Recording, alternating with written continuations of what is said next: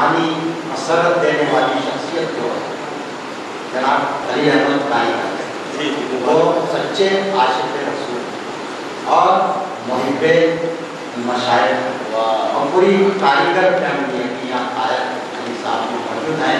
یہ پوری کاریگر فیملی جو ہے اولیاء کرام کی سچی عاشق اور مشائخ کی محب.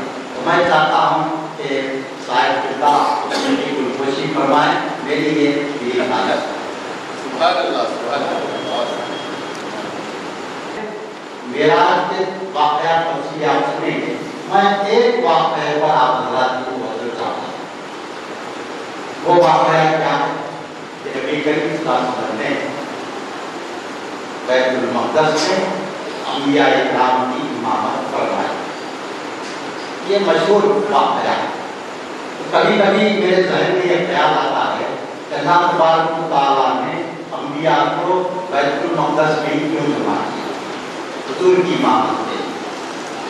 اگر اللہ چاہتا تو مکہ مکرمہ خانہ کعبہ میں بھی انبیاء کو جمع کر سکتا، لیکن ایک بہت بڑا پیغام اس امامت اور نماز کا بیت المقدس کی اہمیت کو بتاتا. بیت المقدس دیکھیا خانہ کعبہ مسجد نبوی کے پاس بیت المقدس کی عظمت مسلمہ، اور یہ وہی مقام ہے جہاں سے نبی کو معراج عروج حاصل ہوا. تو اس کی عظمت آج ہم سب کو آواز دے رہے ہیں. بیت المقدس کی آزادی معراج کا اصل پیغام. اگر ہم نبی سے سچی محبت کرتے ہیں تو ہم بیت المقدس کی آزادی کا بھی عزم کرتے ہیں.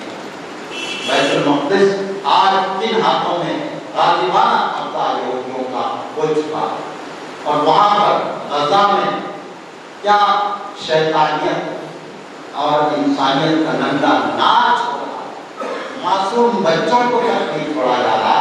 حیرت اس بات کی ہے کہ انسانیت اتنی گر گئی ہے کہ ہسپتال میں جا کر ڈاکٹروں کے لباس میں جا کر گولیاں برسائی جا رہی ہیں. تو یہ صرف اس لیے ہے کہ ان کو مسلمانوں سے، ایمان والوں سے بہت بہت بغض ہے. اور حق اور باطل کا مقابلہ حضرت آدم سے آج تک جاری اور جاری رہے گا. اس میں کوئی گھبرانے کی بات نہیں، ہم کو کوئی مایوس ہونے کی بات نہیں. یقیناً بیت المقدس پتہ ہوگا صلاح الدین ایوبی پیدا ہوں گے اور اس کو پتہ ہوگا. پہلے میں علامہ اقبال کا ایک شعر پڑھنا چاہتا ہوں تاکہ اپنی تقریر کا ایک بنیادی پتھر رکھ دوں کہ بعد میں تعمیر کر رہا ہوں. سبق ملا ہے یہ معراج مصطفیٰ سے مجھے، سبق ملا ہے یہ معراج مصطفیٰ سے مجھے کہ عالم بشریت کی ضرب ہے بالکل.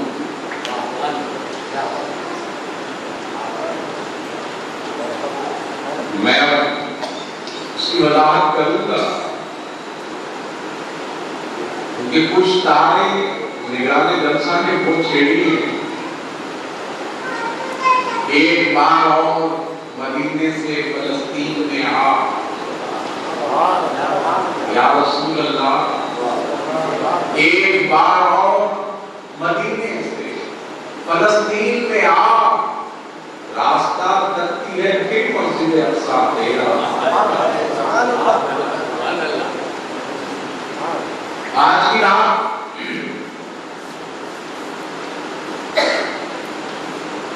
کی گفتگو میں مرکزی مقام کا ذکر تو بارہا آئے گا. وہ فلسطین ہے، اسی کا ایک نام یروشلم ہے، اسی کا ایک نام ایریا ہے.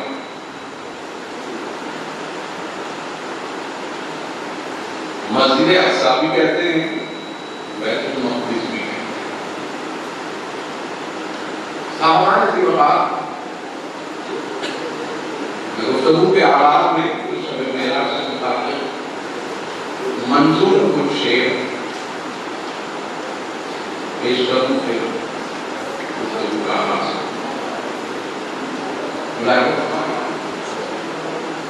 کیا سہانی ہے یہ سبحان الذی اسریٰ کی شب، کیا سہانی ہے یہ سبحان الذی اسریٰ کی شب، عبدہ کی حمد میں مصروف بیت اللہ کی شب،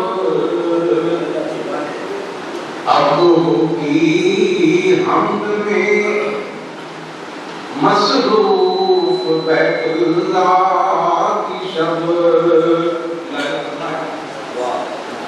تو نے دیکھا اس بنے کو، بنے کہتے ہیں دلہے، تو نے دیکھا اس بنے کو جس سے سب عالم بنے، تو نے دیکھا اس بنے کو جس سے سب عالم بنے،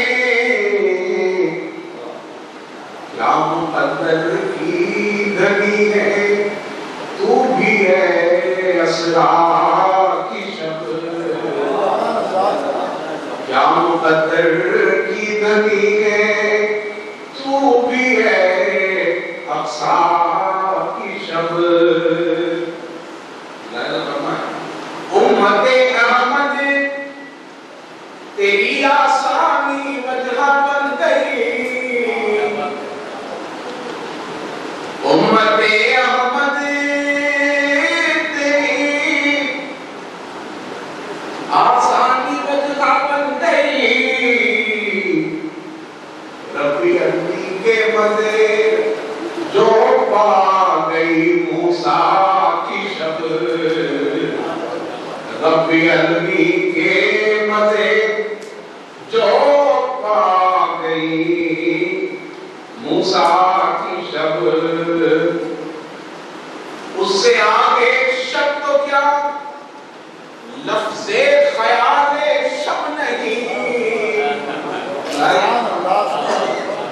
اس سے آگے شب تو کیا لفظ خیال شب نہیں،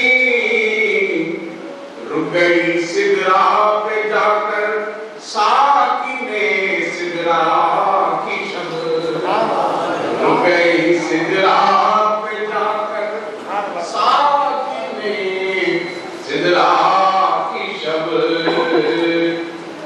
آپ جانتے شب معراج رسول اکرم صلی اللہ علیہ وسلم نے فرمایا کہ میں آسمانی سفر پر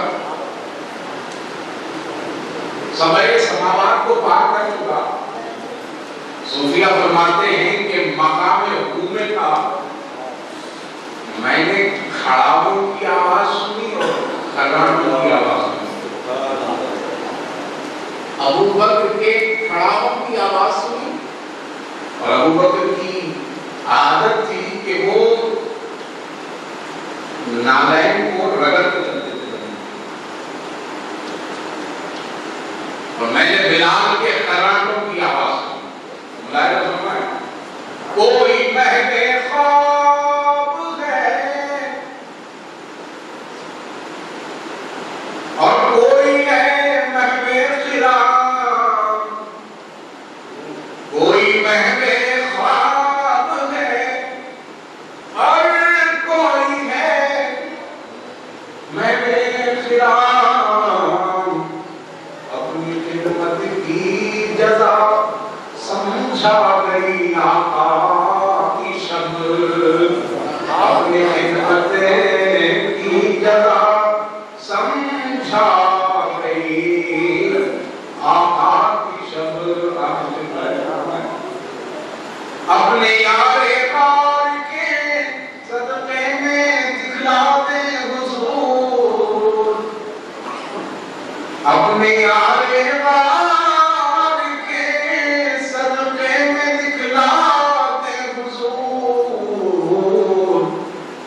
اپنے رخ کی سبر اپنے گیسوئے والا کی شب اپنے رخ کی سبر اپنے گیسوئے والا کی شب اے جمالی چشم صادق کے لیے میرا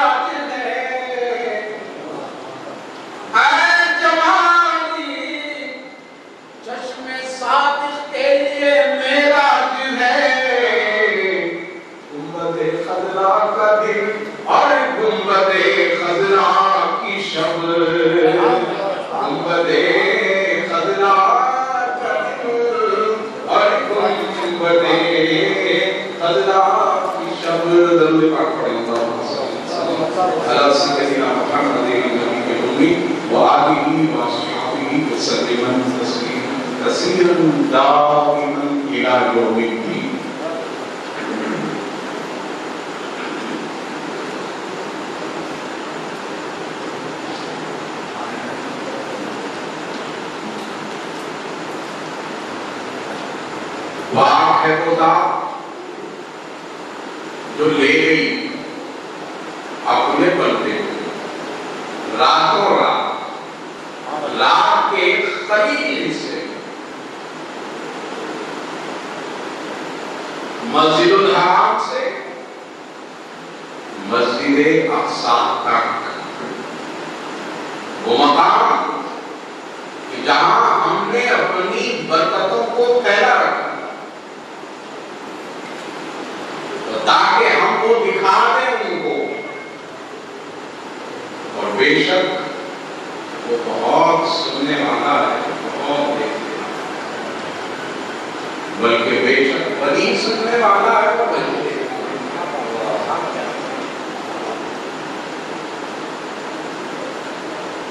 قسم ہے انجیر قسم ہے زیتون کے باغات قسم ہے طور سینہ پر پھیلے ہوئے وادی پر وہ جو سنا کے درخت ہیں وادی طور سینہ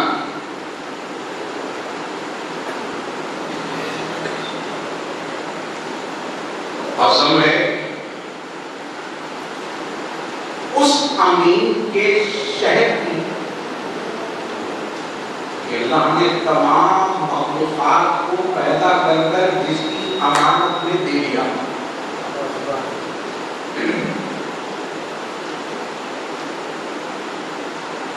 اے ایمان والو جان جاؤ کہ تمہارے لیے بہترین زندگی گزارنے کا طریقہ وہ ہم نے اپنے رسول کی زندگی میں محفوظ کر دیا صحابہ نے کہا مختلف احادیث کے مفہوم سے میں کچھ باتیں حدیث شریف کو مفہوم حاصل کر دیا اس میں ایک راوی حضرت ابن شہسا نظر مالک حقیقت راویان نے کہا اللہ کے رسول علیہ السلام کو تسلیم فرماتے ہیں کہ میں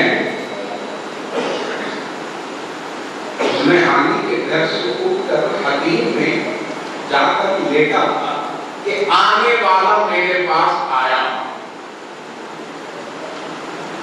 اور پھر ساتھ میں ایک سونے کا تشبیہ لایا گیا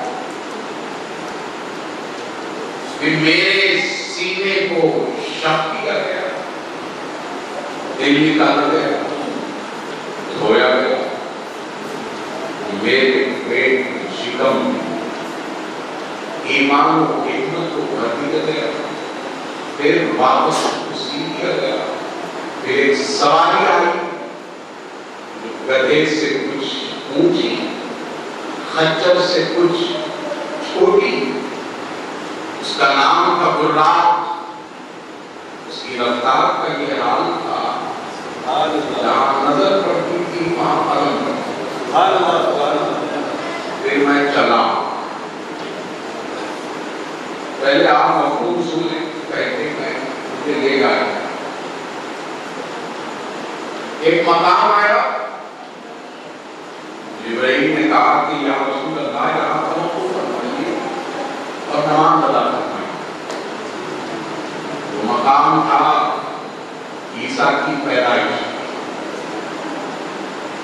پھر ایک مقام آیا تو مجھ سے کہا گیا کہ یا رسول اللہ یہاں بھی کچھ توقف فرمائیے، نماز ادا فرمائیے۔ میں نے نماز پڑھی تو پوچھا کہ بھائی کون سا مقام ہے؟ کہا کہ یا رسول اللہ یہ آپ کا مقام ہجرت ہے، مدینہ المنورہ ہے، تو پھر آپ کی آخری قیامگاہ کا شرف اس شہر کو حاصل ہے۔ ذرا آپ میں مکمل کہانی اس طرح ترتیب وار ہے ویسے نہیں سناتا ہوں، ان احادیث کے مفاہیم کو لے کر کی تجربے میں عرض کرتا ہوا پہلے مسجد اقصی تک آپ کو پہنچا۔ فرماتے ہیں کہ پھر میں چلا تھا کہ میں نے دیکھا کہ قبر میں موسیٰ کھڑے نماز پڑھ رہے تھے۔ پھر ہم مسجد اقصی کو پہنچے، وہاں تمام انبیاء کی صفیں آراستہ تھیں۔ میں اس انتظار میں تھا کہ کس کو آگے بڑھایا جاتا ہے کہ جبرائیل نے میرے ہاتھ کو پکڑا اور کہا کہ امام کی تشریف دے دی۔ پھر میں بھی امام ہوں۔ نماز کا کتنے مرتبہ ذکر ہوا؟ مسجد سے شروع، مسجد پر ختم، یہ ہے زمینی سفر۔ مسجد الحرام الی المسجد الاقصی، آپ توجہ رکھیں، جہاں میں بات معراج کی کر رہا ہوں وہیں موجودہ وقت میں انسانیت کو جو چیلنجز اس کے حوالے سے بات کروں۔ زمینی سفر انسانوں کے کئی افکار کا علاج ہے، اور وہ ہے ایک مسجد سے دوسری مسجد کا۔ دراصل سفر معراج کے، سفر اسرا کے 3 مراحل ہیں۔ مسجد الحرام الی المسجد الاقصی، پھر وہاں سے الی سدرۃ المنتہی، پھر اب وہاں سے صوفیہ فرماتے ہیں کہ پھر وہ قاب قوسین او ادنیٰ ثم دنا فتدلی فکان قاب قوسین او ادنیٰ۔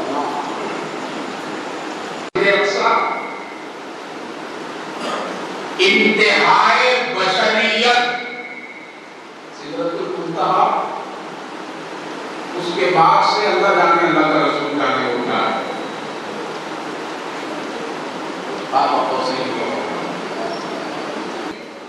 علمی، عملی، معاشرتی، تہذیبی، ثقافتی، اقتصادی، جتنے مسائل تھے ان سب کا حل مسجد حرام سے مسجد اقصی تک کے سفر میں آ چکا ہے۔ اگر غور کریں، فکر کریں اور سمجھیں سارے چیلنجز، میں آپ کو 2-3 جگہ اشارہ بھی کر دوں۔ آپ دیکھیں اس وقت 2 نبیوں کی امتیں وہ عام طور پر زیادہ اثرات رکھتی، یہودی اور عیسائی۔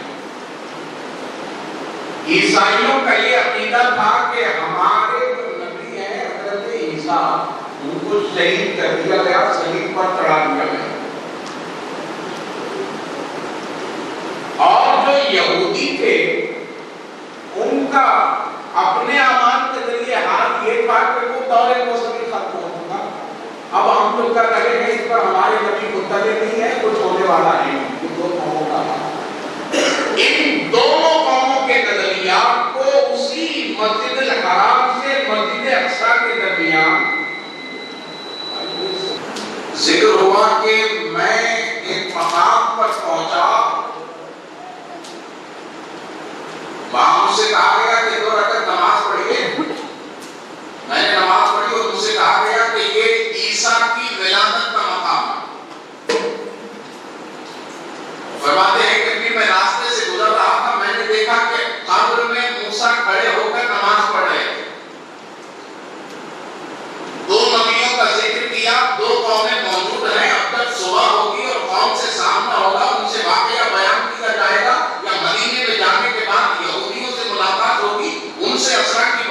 جائے گی. کہا جائے گا کہ ایک رات میں مسجد حرام سے چلا, مسجد اقصیٰ تک پہنچا, وہاں سے پہلے آسمان پر گیا, آدم سے ملا, دوسرے آسمان پر گیا, اور نبی سے ملا, تیسرے آسمان پر گیا. اس طرح سے میں نے ساتوں آسمانوں کی سیر کی, پھر سدرۃ المنتہا تک پہنچا.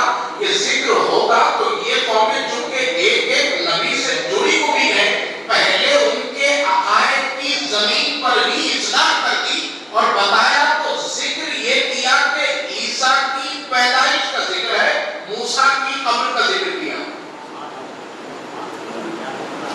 حضرت عیسیٰ کی پیدائش کا ذکر کر کے یہ بتایا کہ اے عیسائیوں, اپنے اخلاق کو درست کرو. وہ صلیب پر نہیں چڑھائے گئے, وہ شہید نہیں کیے گئے, ان کو تو اللہ نے آسمان پر اٹھا لیا ہے. اور پھر مزید ان میں مضبوطی پیدا کرنے کے لیے آگے کو آسمانوں کے ذکر میں بیان کیا جا رہا ہے کہ ایک آسمان پر میں پہنچا, وہاں پر میری عیسیٰ سے ملاقات ہوئی. وہ وہاں آئے, رفع مکان ان کا ہوا ہے.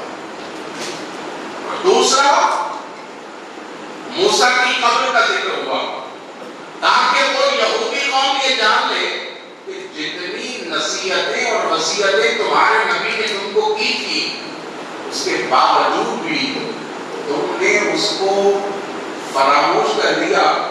تمہارے نبی نے تو بار بار یہ کہا تھا کہ وہ نبی آخر زمان آئیں گے, تم ان کی اتباع کرنا, مگر تم ان کے پیغام کو بھول گئے, ان کی باتوں کو فراموش کر گئے, حتیٰ کہ تم نے یہ سمجھ لیا کہ ان کا وقت گزر چکا. مگر دیکھو وہ اپنی قبر میں زندہ ہیں اور نماز پڑھ رہے تھے. پھر مسجد اقصیٰ میں مجھ سے ملے, پھر آسمانوں پر ان سے ملاقات ہوئی. یہ زمینی سفر پہ اگر بہت تحقیقی اور فکری نظر ڈالی جائے تو عقائد کی اصلاح اس میں ہے, افکار کی اصلاح اس میں ہے, نظریات کی اصلاح اس میں پائی جاتی ہے. اور پھر اس کے علاوہ جو صحت سے متعلق فنون ہے, میڈیکل لائن جو ہے, اس کے بھی حل اس میں پائے جاتے ہیں. سراوالی سے ہوگا ذکر ہوا عیسیٰ کا, ذکر ہوا موسیٰ کا. پہلے ان دو قوموں یہ بتا دیا گیا کہ دیکھو بنیادی طور پر تو درست ہوگا. عیسیٰ کا تو نہیں ہوئی, وہ اٹھائے گئے. اور موسیٰ جو انتقال کر چکے تو ان کا خاتمہ نہیں ہوا, وہ اپنی قبر میں زندہ ہے. اب یہ جواب تو یہودیوں کو دیا گیا تھا, اتفاق سے آج کچھ دوسرے لوگوں پر چشمہ ہو رہا ہے. زیادہ وضاحت کی ضرورت نہیں. یہ بتایا گیا تھا یہودیوں کو کہ نبی قبر میں زندہ ہیں, مگر آج افسوس کی بات ہے کہ امت کے کچھ گوشوں کے ذہنوں کی اس کے ذریعے اصلاح ہو رہی ہے. دوسری بات, تمام سفر جو ہوا اور سفر کی ابتدا جو ہوئی اس پر میں دو تین باتیں آپ ذہن میں رکھیں, چونکہ میں علامہ اقبال کے شعر کو میں نے بنیاد بنائی.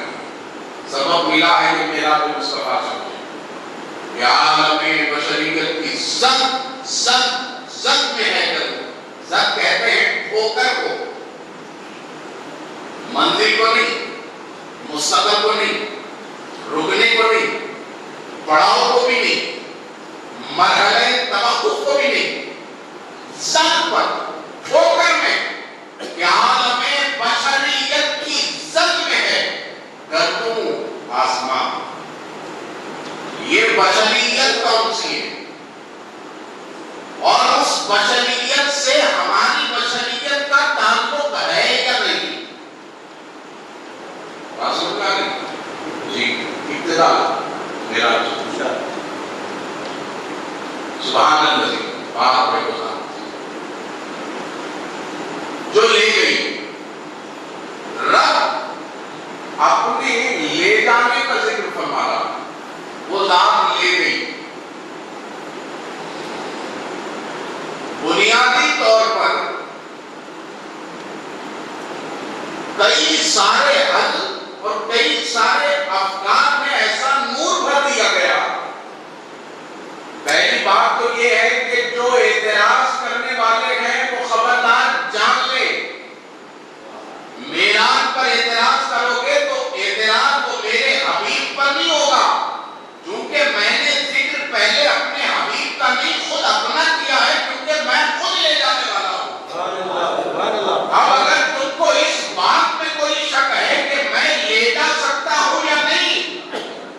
تم فیصلہ کرو،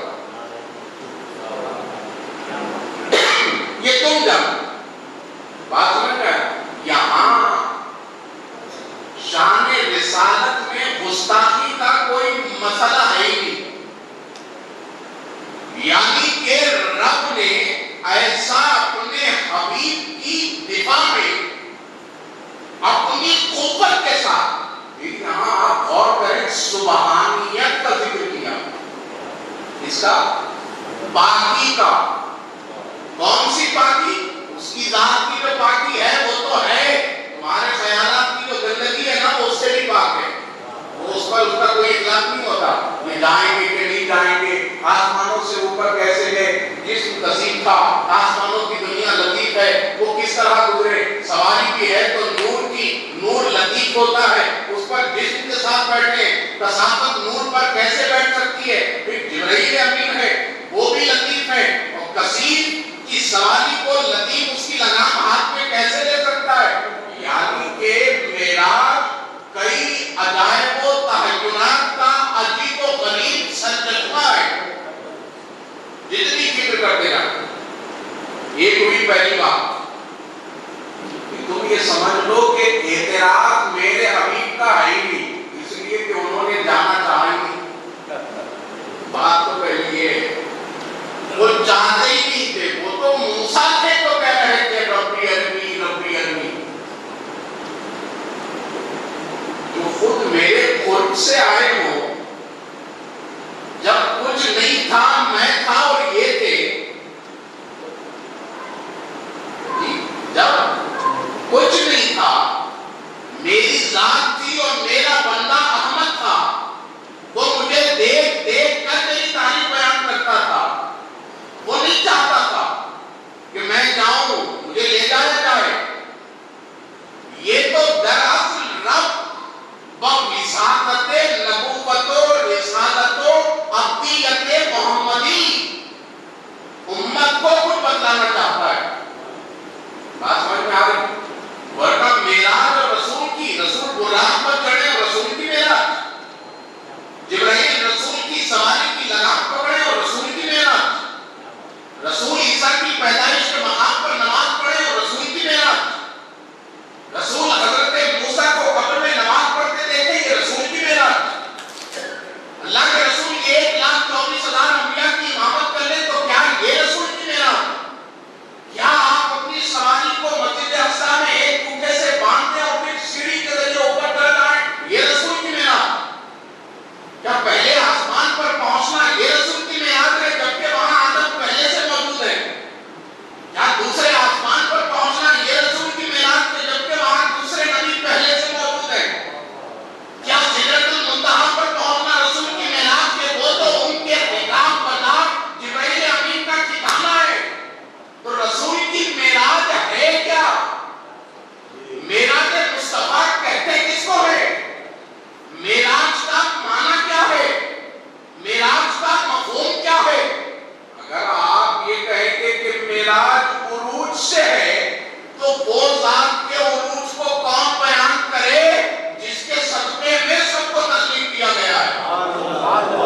کون کب پیدا ہوا؟ آسمان کی تخلیق کب ہوئی؟ زمینوں کی تخلیق کب ہوئی؟ سمندروں کی تخلیق کب ہوئی؟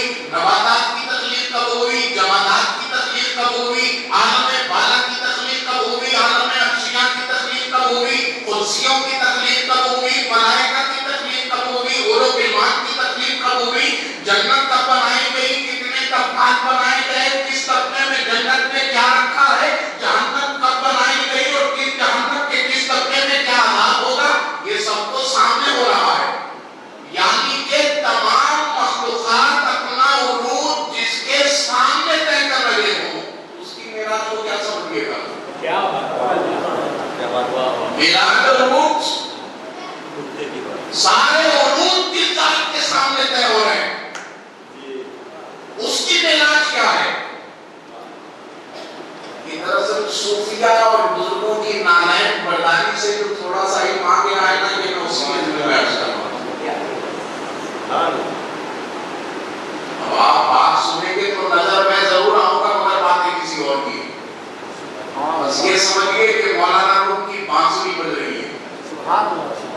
بشنوز نے چون حکایت می کند سنو تو صحیح بانسری کیا کہہ رہی ہے وہ بانسری ہے کیا کہہ رہی ہے سنو تو صحیح وَالْجُلَائِ ہاں شکایت می کند یہ اپنی اصل سے جدا ہونے کی شکایت کر رہی ہے بانسری کو سنو تو صحیح ایک بانسری بن رہی ہے اور یہ بھی ذہن میں رکھیے درخت سے لکڑی کو کاٹا جائے تراشا جائے ایک اس کی ساخت ڈال دی جائے پھر اس میں سوراخیں ڈال دی جائے اس کے بعد بھی بانسری نہیں بنتی جب تک کہ پھونک نہ ہو جب تک کہ پھونک نہ ہو اگر یہ بانسری بن رہی ہے تو در پردہ کسی کی پھونک کام کر رہی ہے اللہم صلی وسلم علی سیدنا محمد نبی کے روحی وآلہ وآصحابہ وآلہ سیادہ وسلم وبارک وسلم بات سمجھ میں آ گئی تو باتیں بس وہ ہو رہی ہے تاکہ عظمت مصطفیٰ کے ذمن میں کچھ یہ باتیں عرض کروں اس لیے کہ عالم بشریت کی زد میں ہے کردوں اللہ اقبال نے زد کہا ہے اگر یہاں عراقی اور تدریجی اور عروجی مراحل کا ذکر کیا جائے تو پھر بات مکمل نہیں ہوتی بات پلے نہیں پڑتی بات سمجھ میں نہیں آتی ہاں یہ بات ضرور ہے کہ اس کے طبقات ہیں ظاہری گفتگو ہے نبوت سے متعلق گفتگو الگ ہے رسالت سے متعلق گفتگو الگ ہے ابدیت سے متعلق گفتگو الگ ہے یہ سب الگ الگ اس کے روش ہے ذات کو اگر دیکھا جائے تو وہ کب سے موجود ہے اللہ ہی جانتا ہے وہی جانتا ہے ذات کب سے موجود محمد رسول معراج عروج سے لے کے یہ بات اگر یہ کہا جائے کہ معراج دیدار سے ہے دیکھنے سے ہے اللہ کو تو پھر میں آپ سے ایک سوال کرنا چاہتا ہوں بالکل جنرل نالج ہے آپ جواب دیں اعلان نبوت پہلے ہے یا واقعہ معراج پہلے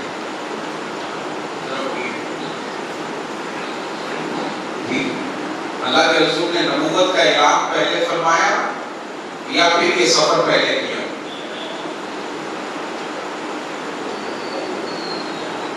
پہلے اعلان نبوت اور منوایا کس طرح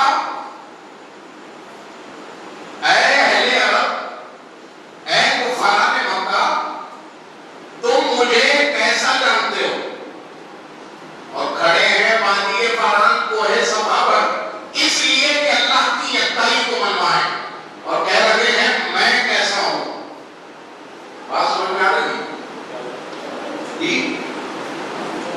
چونکہ ذرا آپ کو مزاج میں پروفیسری یا لیکچررشپ خدوخار آ جاتے ہیں تو بات اسی طرح سمجھیں جیسے صدر محترم نے کہا کہ یہ بٹھاتے ہیں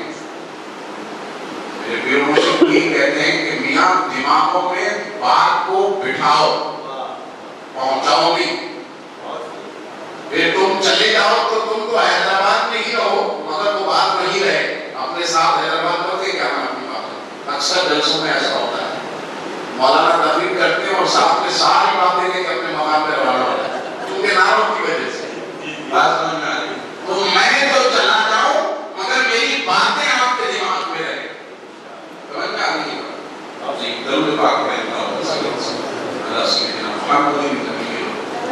پہلے اعلان نبوت پھر واقعہ اسرا چاہیے واقعہ اسرا اعلان نبوت کے بعد ہوا بھی کب 11 سال اور کچھ مہینے گزر جانے کے بعد اور ابتدا میں اللہ کے رسول فرما رہے ہیں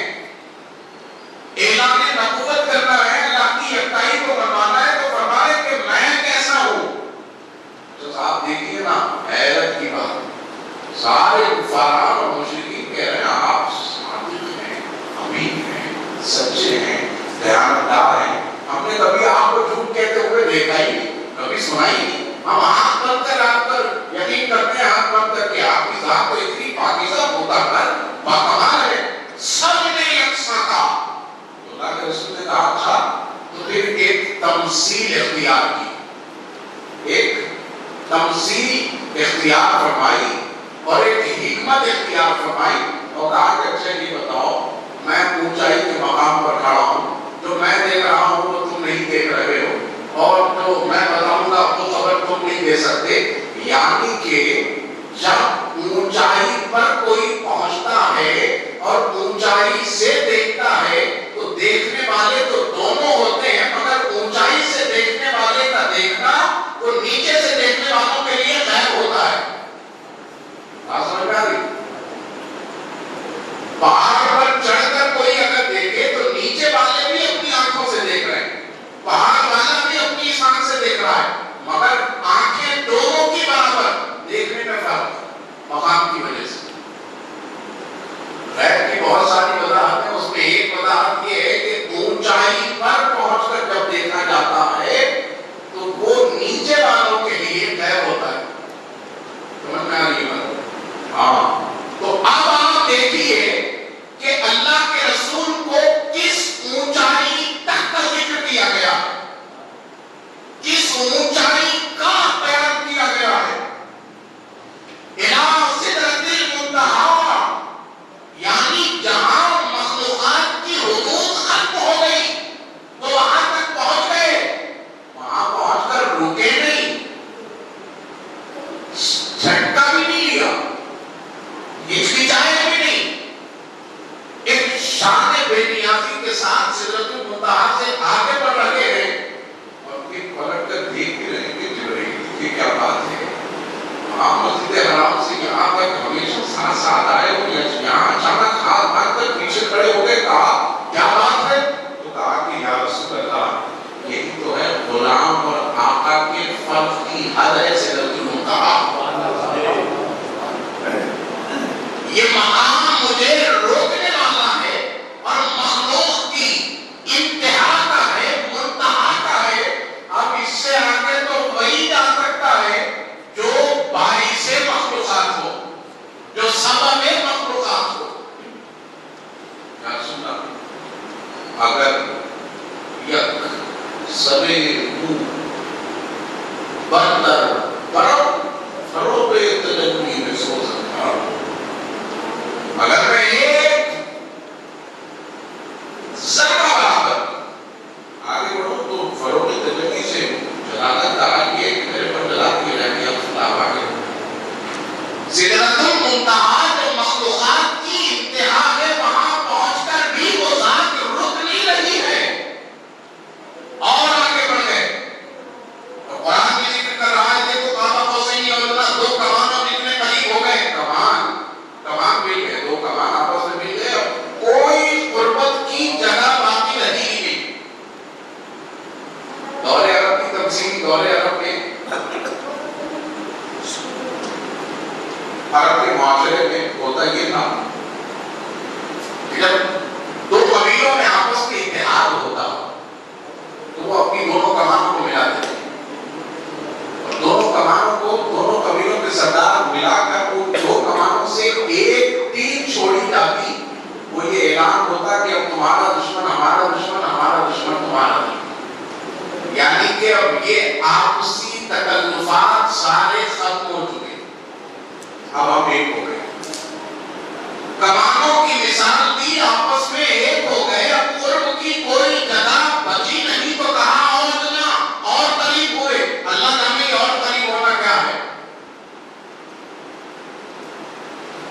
اب یہ عہدنا وہی جانے جس کو وہ خود صاحب عہدنا نے بتایا,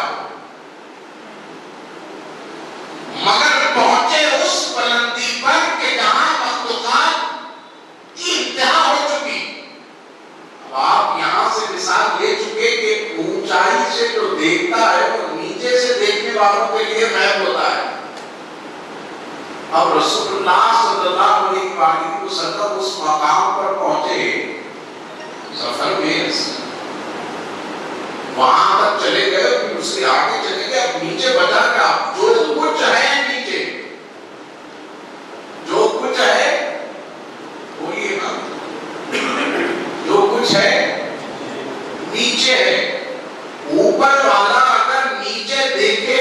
سے کچھ نظر آ جائے وہ بتا دے. اب اگر کوئی یقین نہیں کرے کہ میں اس کا غیب نہیں مانتا تو پھر سوائے مہینے ہی راجیوں پڑھنے کے اور کیا کہنا ہے. نہ کوئی مسلکی جھگڑا ہے نہ کوئی فرقہ واریت ہے. دیکھنے والا تو اپنے مقام سے دیکھ رہا ہے, اسے صاف صاف نظر آ رہا ہے. اب تم نہ مانو تو تم جانو.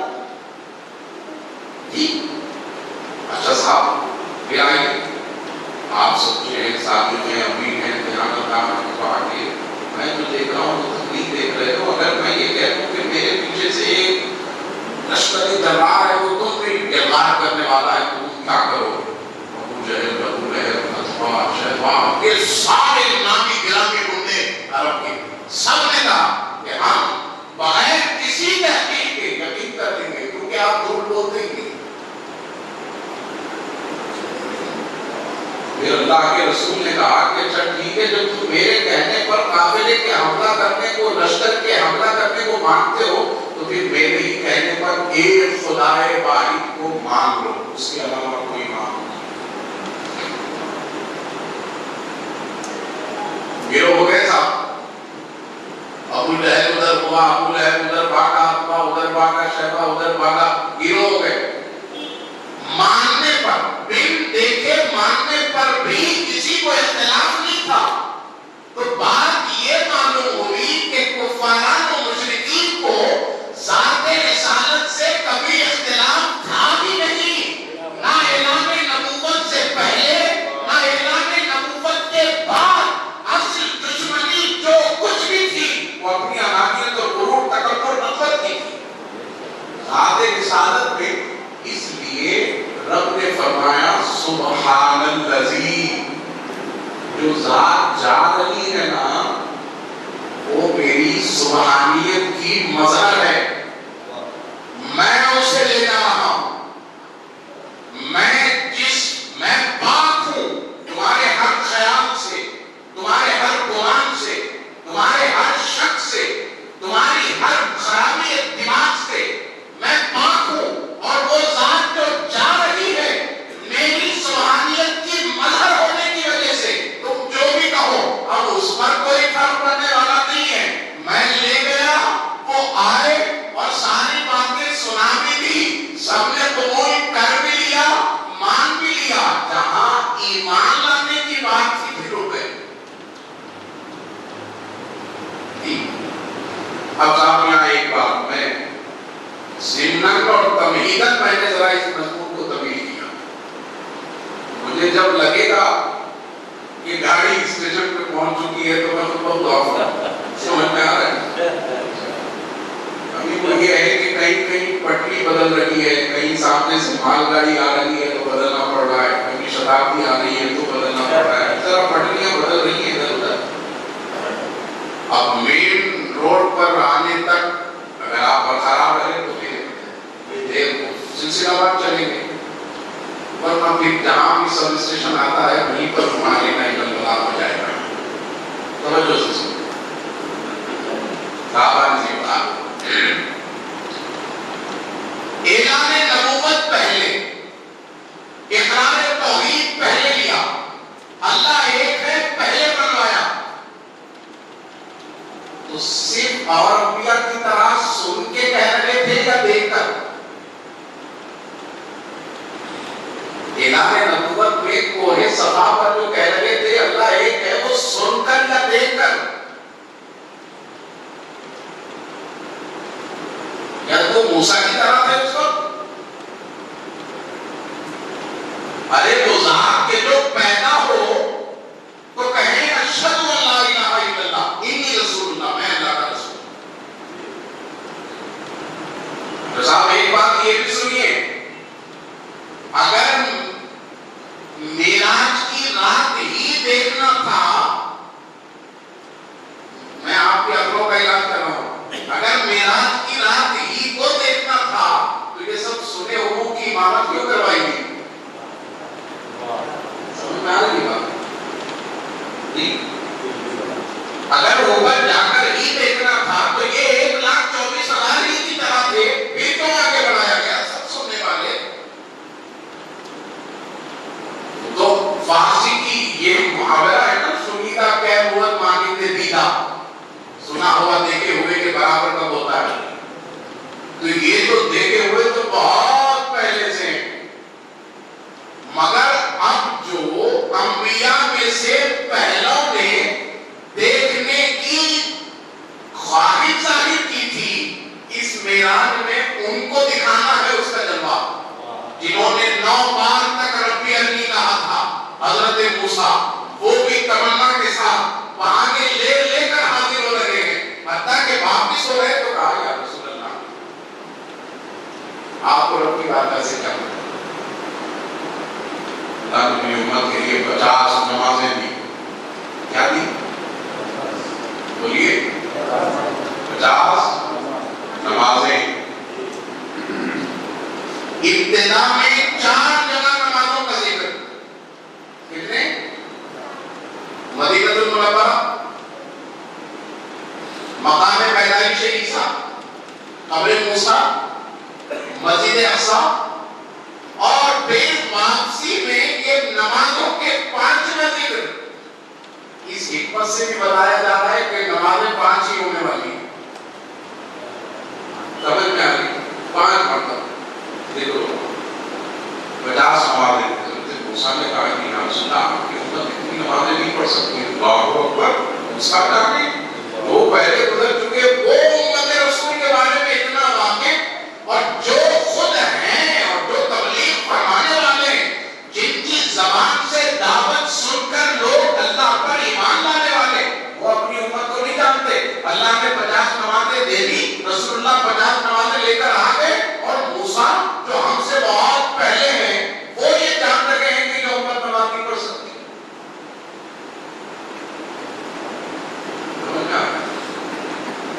جب ایک چیز سے دوسری چیز کو ٹیگ کیا جائے، اچھا یہی تھا رسول کریم صلی اللہ علیہ وسلم نے باب مسجد نبوی میں وہاں کا دور گزرا ہجرت کے بعد، آپ فرماتے ہیں کہ اگر آج موسیٰ ہوتے تو ان کے لیے بھی چارہ نہیں تھا سوائے اس کے کہ وہ بھی میری اتباع کریں، ان کے لیے بھی کوئی چارہ نہیں تھا، میری اتباع کریں۔ وہ کہہ رہے ہیں آپ کی امت اتنی نمازیں نہیں پڑھ سکتی، اور رب کی بارگاہ سے لے کر آ گئے۔ اب یہ تو بڑا مسئلہ ہے، اگر صرف واقعہ سنا دو تو اور ہے، اگر واقعہ پر غور کرو تو پھر بہت بڑے مسائل۔ اللہ 50 دے، اللہ نہیں جانتا کہ یہ امت 50 پڑھے گی کہ نہیں، موسیٰ جانتے ہیں آپ کی امت 50 نہیں پڑھے گی، دے رب موسیٰ میں 50 نہیں پڑھ سکتے، اور رسول اللہ اسے لے کر پھر واپس بھی جائیں کہ میرے رب میں کمی چاہتا ہوں، میری امت اتنی نمازیں نہیں پڑھ سکتی، اور رب اس کو کم کرے۔ یہاں دراصل امت کے فکر کی شہروں کو، امت کے فکر کی شریانوں کو کھولنا ہے۔ تم اپنے فکر کو دراز کرو، اسد دو، سمجھو، غور کرو۔ رب کا ہر فعل وہ حکمت پر مبنی ہوتا ہے، اور رسول اللہ کا ہر فعل وہ مشیت پر مبنی ہوتا ہے۔ اس لیے فرمایا یاسین والقرآن الحکیم، یہ تو قرآن، یہ حکمت والا قرآن لے کر آئے، ان کے ہر کام میں حکمت بھی ہے، مشیت بھی ہے۔ دے دیا، لے لیا، کیوں لیا، موسیٰ نے کیوں اعتراض کیا، یہ باتیں ان کو معلوم ہوگی جن کا یہ شعبہ ہے۔ یہ شعبہ نہ جیسے عالم کا، مولوی کا یا علماء کا ہے، یہ شعبہ نہ کسی ادیب کا ہے، نہ شاعر کا ہے، نہ فقیہ کا ہے، نہ مفسر کا ہے، نہ محدث کا ہے، یہ شعبہ اس صوفیہ کا، اہل قرب کا ہے۔ انہیں کو یہ بات بتلائی گئی اور انہوں نے بھی یہ بات بتلائی، ایسا نہیں کہ ہم نے کچھ آیتیں دے کر سے دیکھا۔ میرے آقا و مولا غوث اعظم تو فرماتے ہیں کہ جب تم کسی سے معرفت کی بات سنو تو اس کو قرآن اور حدیث پر پرکھ کر دیکھو، اگر اس کی بات قرآن اور حدیث کے خلاف نظر آ رہی ہے تو پھر تم سمجھ جاؤ کہ وہ شریعت کے راستے کا چور، طریقت کے راستے کا زندیق ہے، تم اس سے ایسے بھاگو جیسے شیطان سے بھاگتے ہو۔ تو یہ تو طالبین ہے، سرکار غوث اعظم فرماتے ہیں شریعت کے راستے کا چور اور طریقت کے راستے کا زندیق ہے جو معرفت یا پھر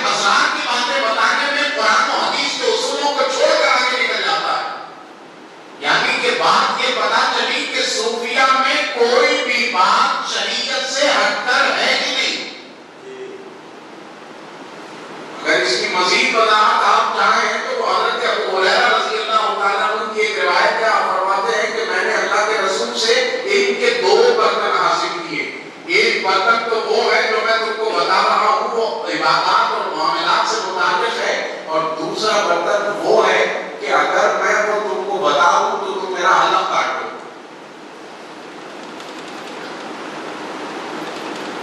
یہ ساری باتوں کا پس منظر کیا نکل رہا ہے؟ یعنی کہ ہم بے مقصد نہیں ہیں، ہم بے مقصد نہیں، ہمارے ساتھ مقصد ہے. اور جب اللہ نے ہم کو مقصد دیا تو اس مقصد میں اس کی مشیت پوشیدہ ہے. رب نے فرمایا ربنا ما هذا خلقت باطلا، رب نے کوئی بیکار چیز پیدا کی نہیں. لیجیے جناب، کوئی بیکار چیز پیدا نہیں کی. اب میں اس کی وضاحت میں ایسا کہوں، مشرک بھی بیکار نہیں ہے، کافر بھی بیکار نہیں ہے، عیسائی بھی بیکار نہیں ہے، یہودی بھی بیکار نہیں ہے، اور جتنے پھر میں کوئی بیکار نہیں. مگر اصول کی روشنی میں یہ بات بھی پکی ہے کہ کامیاب وہی ہے جس نے رسول کا راستہ اختیار کیا اور صحابہ کا. سبحان اللہ، سبحان اللہ. یہ بات بھی پکی ہے. مگر یہ بات بھی قرآن شریف کے مطابق کوئی چیز بیکار نہیں. اللہ نے تخلیق کی، ہر چیز کی پیدائش کا مقصد میں مشیت پوشیدہ، اور اس مقصد اور مشیت کے درمیانی فکری مراحل کو معرفت کہتے ہیں. سمجھ میں آئی یہ بات؟ اس مقصد اور مشیت کے درمیانی مراحل کو کیا کہتے ہیں؟ معرفت. اب اس معرفت میں وہ سیر ہو جائے تو پھر ہے وہ فنائیت. پھر اس سے بھی وہ غریب واقعات ہونے لگتے ہیں. صحابہ نے بھی بات تو وہی ہو رہی ہے، میں ہٹ نہیں رہا ہوں کہیں، میں سمجھانے کے لیے مختلف قسم کے حربے اپنا رہا ہوں، ورنہ میں اپنے عنوان سے ہٹا ہی نہیں. زد بشریت کی زد میں گردوں میں وہ حضرت موسیٰ کو آپ دیکھیں، وہاں 9 مرتبہ ہوا، وہاں پر حضرت موسیٰ نے ہر دفعہ 5 نمازیں کب ہوتی رہی. پھر ہوا یہ کہ 9 دفعہ ہوئے، 9 دفعہ میں نمازیں باقی رہی. کتنی 50 کی باری تھی تو آواز نہیں نکلی ہے، 5 کی آئی تو آواز نکلی ہے. اللہ کرے عمل بھی ہو جائے. صلی اللہ علیہ وسلم. حضرت نے پھر رب العزت نے یہ بھی فرمایا کہ میرے حبیب اور ہمارا کہا بدلنا نہیں ہے. ہمارا کہا بدلا نہیں. ہم نے 50 دی تھی، وہ 5 ہو گئی، تب بھی 50 ہی ہے. من جاء بالحسنۃ فلہ عشر امثالها. تمہاری ایک نیکی کی ہمارے پاس جزا وہ 10 کے مماثل ہے. 5 دہا بولیے، تم پڑھ رہے ہو 5 اور تم کو اجر دیا جا رہا ہے 50 نمازوں کا. میرے پیارے، جب 5 پڑھوا کر بھی 50 ہی دینا تھا تو پھر 50 دیا کیوں؟ تاکہ تم فکر کرنے والے بنو، تاکہ تم سوچنے والے بنو، تاکہ تم میں ادراک پیدا ہو. جب 5 پڑھوا کر بھی 50 ہی کا اجر دیا جا رہا ہے تو پھر 50 دیا کیوں؟ تاکہ موسیٰ کی پیار بھول جائے. ان کا ربی عربی کہنا اور ہمارا لندرانی کہنا وہ نہیں دیکھ سکتے تھے. اس لیے نہیں دیکھ سکتے تھے کہ میری ذات وہ حیت سے پاک ہے، شکل سے پاک ہے، صورت سے پاک ہے، زمان و مکان کے قیود سے پاک ہے. میری ذات کوئی مقام پر کوئی شکل اختیار نہیں کرتی. موسیٰ نے اس وقت مجھے دیکھنا چاہا تھا کہ جب میری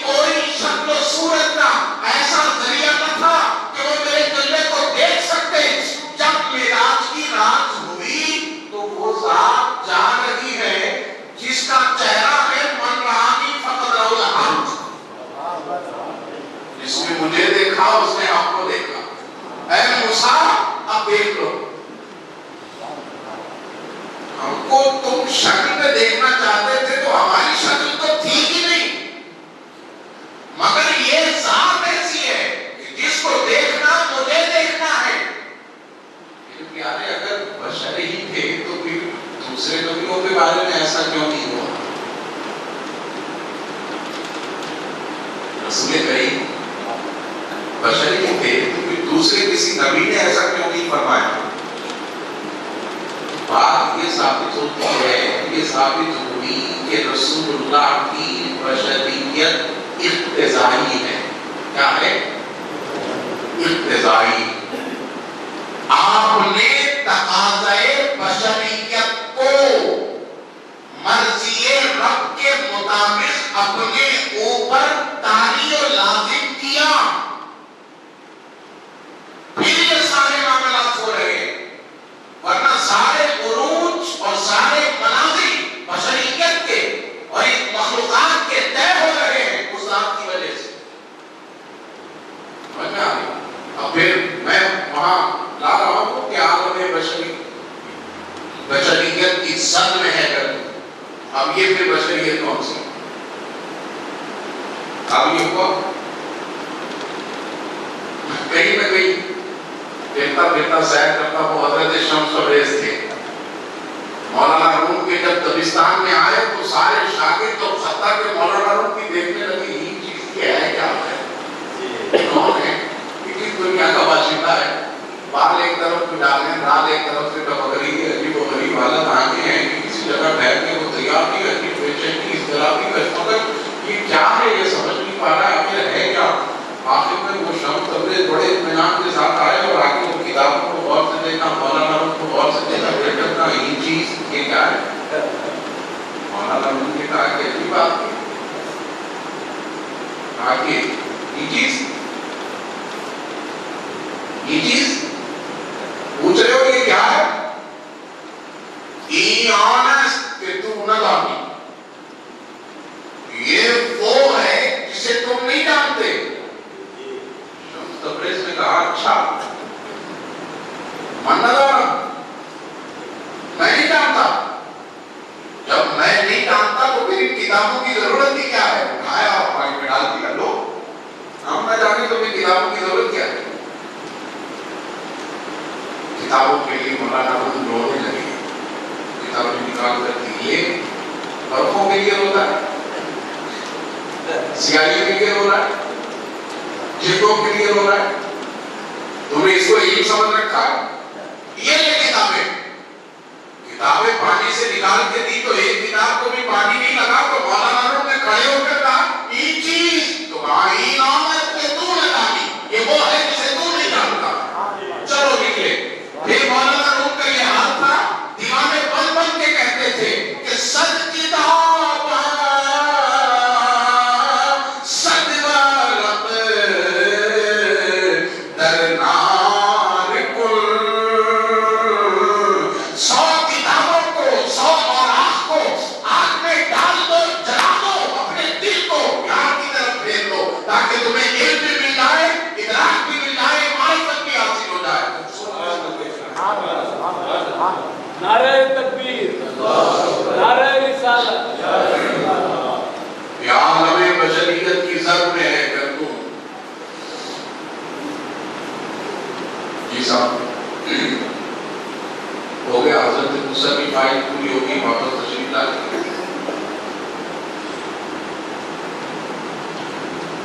سبحان اللہ، پاک ہے وہ ذات۔ ایک تو یہ ہوا مطلب، اب دوسرا مطلب یہ ہوا اس کا کہ دیکھو سمجھو جانو کہ یہ جو ذات ہے نا جو ام ہانی کے گھر میں سو رہی تھی تو میری پاکی ہے، وہاں سے اٹھ کر حدیم میں آئی تو میری پاکی ہے، پھر وہاں جبرائیل آئے تب بھی میری پاکی ہے، ایک سونے کا تخت لائے جو اس میں کئی حکمتیں ہیں وہ بھی میری پاکی ہے، ان کے سینے کو شق کیا گیا تو میری پاکی، اس میں ایمان و حکمت کے بھرے جانے کا ذکر ہے تب بھی میری پاکی، یہ براق پر سوار ہوئے تو میری پاکی، یہ مسجد اقصی میں گئے امامت کی انبیاء کی میری پاکی، یا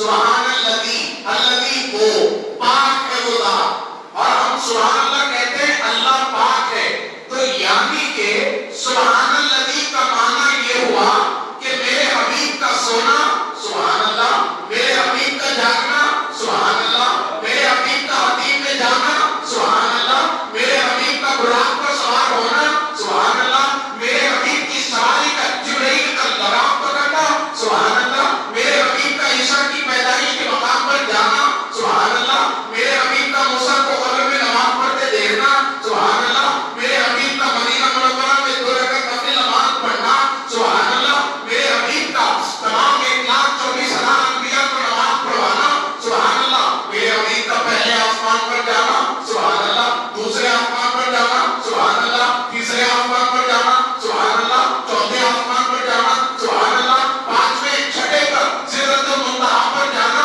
سبحان اللہ، جنتوں کی کیفیت کو ملاحظہ فرمانا سبحان اللہ، دوزخوں کے عذابات کو دیکھنا سبحان اللہ، پھر اس سے آگے بڑھ جانا، قوسین کی منزل پر پہنچ جانا سبحان اللہ، پھر ادنیٰ کی منزل یا اپنے وطن اصلی میں داخل ہو جانا سبحان اللہ، یعنی کہ تم میری پاکی کو دیکھنا چاہتے ہو تو میرے حبیب کی زندگی کو دیکھو،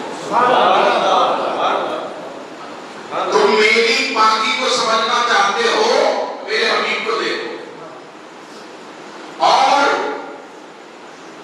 وہ جس طرح پیتے ہیں ویسا پیو، وہ جیسے کھاتے ہیں ویسے کھاؤ، وہ جیسے سوتے ہیں ویسے سو، وہ جیسے تجارت کرتے ہیں ویسی تجارت کرو، وہ جیسی نماز پڑھتے ہیں ویسی نماز پڑھو، انہوں نے جیسی نماز پڑھنے کے ارکان بتائے ہیں ان ارکان کے ساتھ نماز پڑھو، انہوں نے جس طرح بیویوں کے ساتھ سلوک کیا ہے تم بھی ویسا سلوک کرو، جیسے چھوٹوں پر شفقت کی تم بھی ویسا کرو، جیسے بڑوں کے ساتھ رہنے کے لیے حکم دیا تم بھی ویسا کرو، کیوں؟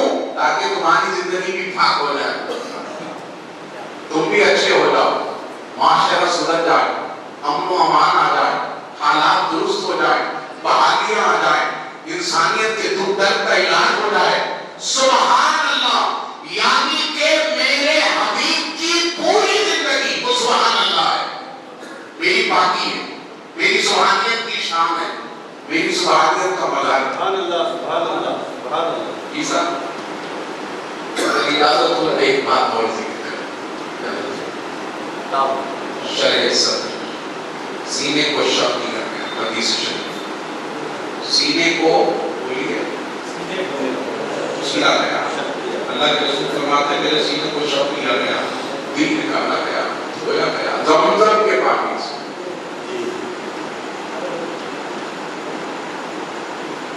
یہ پیارے زمزم افضل کیا قلب مصطفیٰ، بولیے زمزم افضل یا قلب مصطفیٰ، جبرائیل کی یہ مجال کے رسول اللہ کے سینے مبارک کو شاہ کر دیں جو لگام پکڑ کے چلے، اگر حدیث شریف سے انکار نہیں کیا جا سکتا، اللہ کے رسول نے فرما دیا تو فرما دیا وہ حق ہے، مگر اس حق کا پس منظر کیا ہے، یا اس حق میں آپ دیکھیں قرآن شریف ہے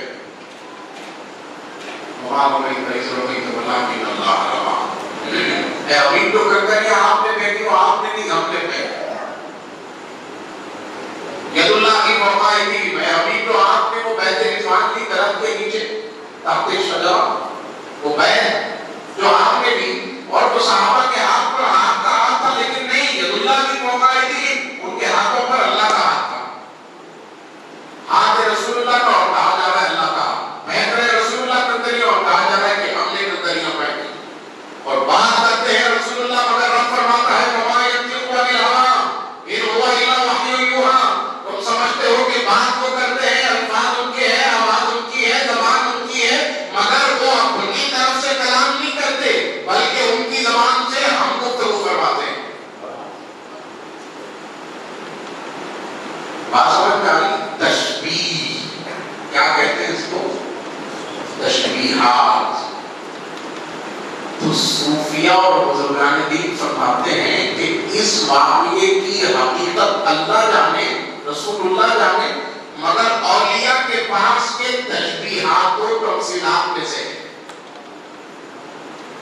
زمزم جو اسماعیل علیہ السلام کی ایڑیوں کی رگل سے پیدا ہو، جس پانی کو اسماعیل کے پیروں سے نسبت اور ان پیروں سے وہ پانی نکلا بھی تب جب پیشانی کے نور مصطفیٰ تھا، وہ نور کی نسبت پیشانی میں کام کر رہی تھی تو قدموں نے یہ اثر دکھایا کہ زمزم نکلا، اور اس زمزم سے قلب مصطفیٰ کو دھویا جائے جی، پاک کرنے کے لیے دھویا گیا۔ اللہ اکبر، ہم کیسے سوچیں سنتا قدر کو پاک کیا جائے، جس کے قلب کو یاسین کہا۔ حبیب آپ کا دل یہ انسانوں کے دل کی طرح نہیں، یاسین والقرآن الحکیم، اس میں قرآن کی ساری حکمتیں یہی سے جنم لیتی ہیں، یہ آپ کا قلب پاک ہے۔ پاک کرنے کے لیے پھر کیا کریں؟ کیا عالم بشریت کی زد میں ہے کل، میں آ رہا ہوں اس قلب مبارک کو دھویا گیا۔ فرماتے ہیں کہ میرے شکم میں حکمت اور ایمان کو بھر دیا گیا۔ ایمان اور حکمت شکم میں مصطفیٰ میں بھر دیا گیا۔ اگر یہ بی بی آمنہ سے تولد ہوتے، سیدنا عبداللہ ان کے والد ہوتے تو بات اور تھی، بس اتنا ہی ہوتا تو بات اور تھی۔ حضرت جابر نے پوچھا کہ یا رسول اللہ آپ پر نبوت کب آتی ہوئی؟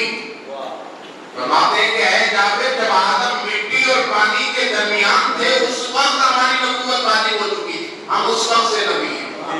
تو نبی جو آدم بین الماء والطین، میں اس وقت بھی نبی تھا جب آدم مٹی اور پانی کے درمیان تھے۔ تو نبی جو آدم بین الروح والجسد، میں اس وقت بھی نبی تھا جب آدم روح اور جسم کی درمیانی منزل طے کر رہے تھے، اس وقت سے نبی۔ اور حکمت اب بھی کیا نہیں ہے، ایمان اور حکمت اب بڑھا جا رہا ہے، اور نبوت کب سے جی۔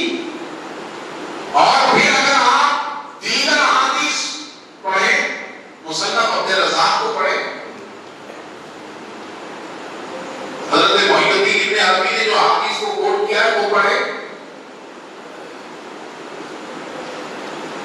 حضرت امام جلال الدین سیوطی نے خصائص کبریٰ میں لکھا ہے لولا کلمہ خلقت الافلاق، آپ کو پیدا کرنا ہوتا نہ ہوتا تو آسمانوں کو نہ بناتے، لولا کلمہ خلقت الارض، آپ کو پیدا کرنا نہ ہوتا تو زمین کو نہ بناتا، لولا کلمہ خلقت الشمس، آپ کو پیدا کرنا نہ ہوتا تو سورج کو نہ بناتا، لولا کلمہ خلقت القمر، آپ کو پیدا کرنا نہ ہوتا تو چاند کو نہ بناتا، لولا کلمہ اظہرت الربوبیہ، آپ کو پیدا کرنا نہ ہوتا تو اپنے رب ہونے کو ہی ظاہر نہ کرتا۔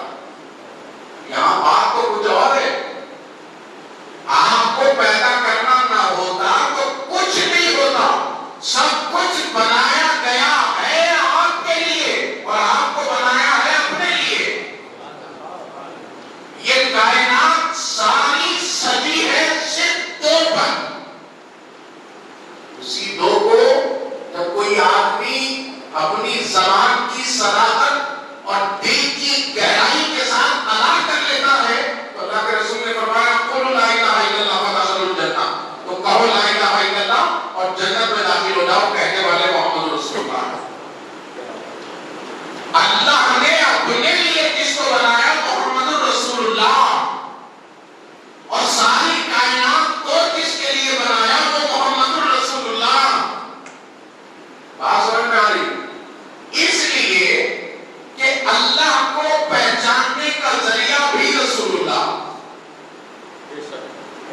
اور مخلوقات کی خود کو پہچاننے کے بعد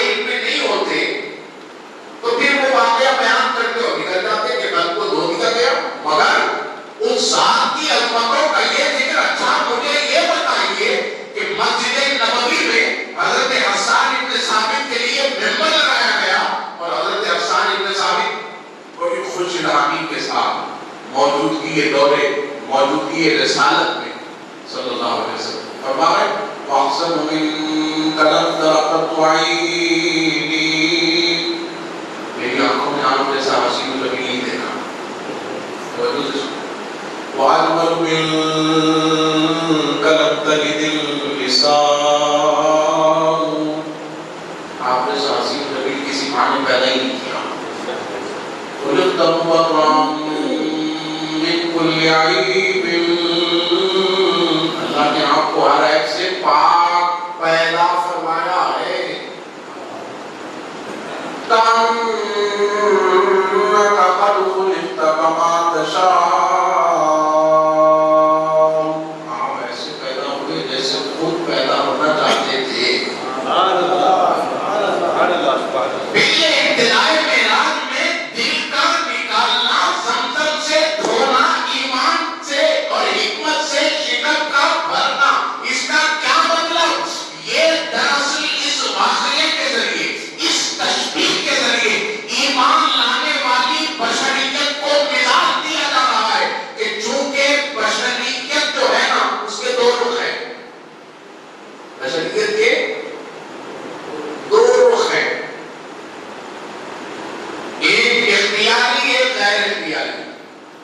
ایک اختیاری ایک غیر اختیاری. یہاں پر میں امام غزالی کی مثال دوں. امام غزالی سے کسی نے پوچھا کہ حضور انسان کو اللہ نے اختیار کتنا دیا ہے اور مجبور کتنا رکھا ہے؟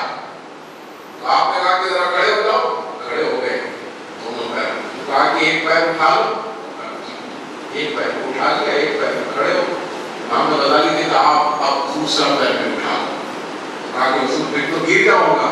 کہا سمجھ گئے، ایک پیر اٹھا کے آدمی کھڑا ہو سکتا ہے، یہ اختیار ہے. دوسرا بھی اٹھا لے تو گر جائے گا، یہ مجبوری ہے. انسان کا اتنا ہی اختیار ہے، اتنا ہی مجبور ہے. ایک پیر کا اختیار ہے، ایک پیر کی مجبوری ہے. بات سمجھ میں آئی؟ اس لیے دو پیر کیے گئے. دو رخ ہے بشریت، اختیار و غیر اختیار. اللہ نے انسان کو جہاں اختیار دیا اسی میں یہ سب نبوت، رسالت، قانون، ساری چیزیں یہ انسان کو دیے گئے اختیار سے متعلق ہے. جس کا اللہ نے انسان کو اختیار ہی نہیں دیا اس بارے میں اس کو عذاب دینا یہ تو ظلم ہوگا نا. سمجھ میں آتی ہے بات؟ جنت و جہنم کا کانسیپٹ، مقصد اس لیے کہ اللہ نے ہم کو مجبور محض نہیں رکھا. یہ اولیاء نفس کے اس آدھے اختیار کو ختم کرنے کے بعد مرضی کے آگے یا ایتھا النفس المطمئنہ کی شکل میں پیش ہو گئے کہ مولا اب جو میرا اختیار ہے وہ بھی تجھ پہ قربان. جو انسان کو اختیار دیا ہے اسی اختیار پر یہ سزا و جزا ہے صاحب. ہاں مجھے ایک بات میں یہاں بھی کرنے کی ہے مجھے کہ ہم لوگ کہتے ہیں نا آسانی سے شیطان بیٹھا دیا میری کام ہو گیا کر دیا نا، شیطان کرا دیا کر لیا. کوئی اتنی آسانی سے بول رہے ہیں شیطان کرا دیا کر لیا. پھر تو آپ کو ڈرنا ہی نہیں چاہیے. اگر سب شیطان کروا رہا ہے اور شیطان کے کروانے سے ہی ہو رہا ہے آپ کو کیوں نہیں جب وہ کروائے اور کرنے اپنے اختیار سے تو یہ تو ظلم والی بات ہوگی کہ وہ کروائے اور سزا آپ کو ہو، آپ کو پکڑا جائے. اللہ کی بات بھی آپ نہیں بولنا شیطان کروا دیا بول ہی نہیں سکتے. کیوں نہیں بول سکتے؟ بس اللہ اعلیٰ سے علم کو تو تعالیٰ کو تم سے پوچھو جو علم والا آیا کر تم نہیں جانتے، تم جاہل ہو تو تم اپنی جہالت کی بنیاد پر ایسا کہہ رہے ہو. شیطان کروایا، شیطان کرواتا نہیں ہے. بات سمجھ میں آئی؟ شیطان نے گندم کا دانہ اپنے ہاتھ سے لا کر حضرت آدم کے منہ میں نہیں رکھا، خیال ڈالا. کیا خیال ڈالا؟ یہی وسوسہ شیطان کی کارکردگی. ساری کارکردگی شیطان کی خیال اور وسوسہ ڈالنا ہے. عمل جو بھی کرنا ہے تو آپ خود اس کے ذمہ دار ہیں. سمجھ میں انسان کے دو رخ ہیں، اختیار اور غیر اختیار۔ بشریت کا غیر اختیاری جو رخ ہے اسے کہتے ہیں فطرت، اور بشریت کا جو اختیار والا رخ ہے اسے کہتے ہیں طبیعت۔ فطرت پر ہمارا اختیار نہیں، کھانا کھانا بولیے فطرت، بھوک لگنا فطرت، پانی پینا، پیاس لگنا فطرت، یہ ساری فطرت کی چیزیں ہیں۔ آپ کہیں گے کہ نہیں آپ سے بھوک نہیں لگتی، نہیں لگنا بھوکا سے نہیں بھی لگتی، ایک ساتھ گلبرگہ کی پوری ہوٹلوں کا بنا کے کھا لو، نہیں پورا کھا لیا آج بھوک نہیں لگنا پھر بھی لگتی۔ کوکا کولا، اسپرائٹ، تھمساپ، لسی، چھاچھ اور الا بلا ساری چیزیں ایک ساتھ ملا کے پی لو، جتنی دنیا میں پینے کی چیزیں تھی پوری پی لیا، پیاس نہیں لگنا پھر بھی لگتی۔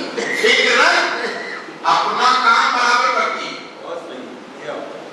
فطرت نہیں بدلتی۔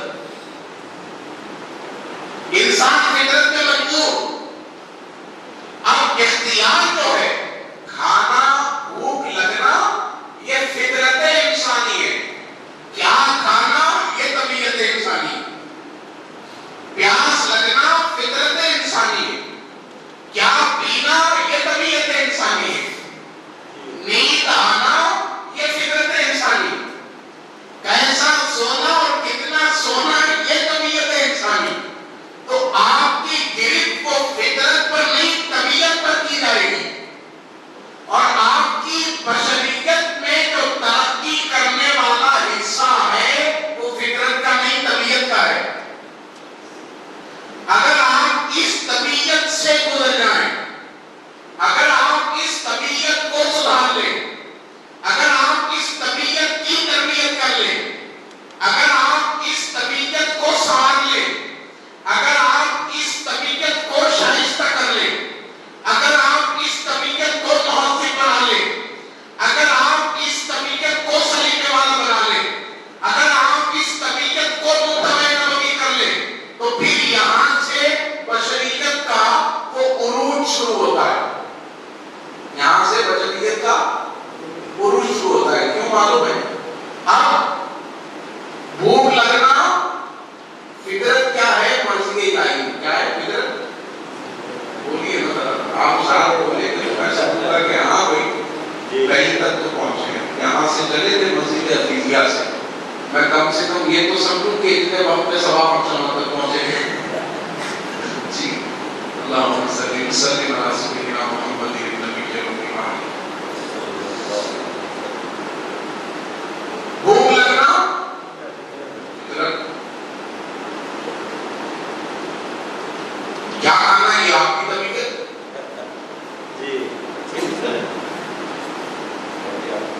آپ سے معاملات پوچھ تاچھ کے یہ فطرت تو نہیں ہو رہے، آپ سے یہ نہیں پوچھا جائے گا کتنی بھوک لگتی تھی تیرے کو، یہ سوال نہیں ہوگا، یہ سوال کتنا بھوک لگتی، یہ سوال نہیں ہوگا، کیا کیا کھایا یہ بتا، یہ سوال نہیں ہوگا ہے کتنی پیاس لگتی تھی، نو، کیا کیا پیا یہ بتا، یہ نہیں پوچھا جائے گا ہے کتنی نیند آتی تھی تمہیں، کیسا سویا یہ بتا۔ فطرت مرضی رب ہے، اور مرضی رب پر کوئی سوال نہیں ہوتا، طبیعت مرضی بشر ہے، مرضی بشر پر سوال ہوتا ہے۔ اور لقد کان لکم فی رسول اللہ اسوۃ حسنہ، رسول اللہ کی زندگی پوری کی پوری وہ مرضی رب ہے، اور بشر جب اتباع رسول اختیار کر لے تو وہ جو مرضی بشر کا حصہ ہے نا وہ بھی ختم ہو جائے گا۔ تو فطرت جو اللہ کی مرضی ہے، طبیعت جو بشر کی مرضی ہے، یہ طبیعت جب رسول اللہ کی اتباع کو اختیار کر لیا جائے یہ بھی رب کی مرضی ہو جاتی ہے۔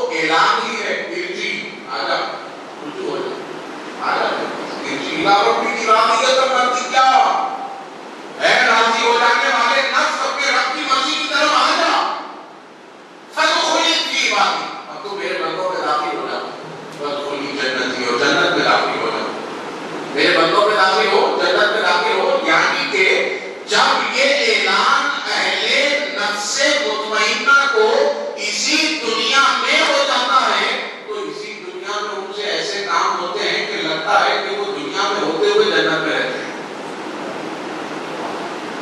دنیا میں رہتے ہوئے جنت میں لگتے. کیوں سرکار بندہ نواز کا آستانہ آج بھی اتنے ہزار لوگوں کی حاضریوں سے اتنا مملو اور پر نظر آتا ہے؟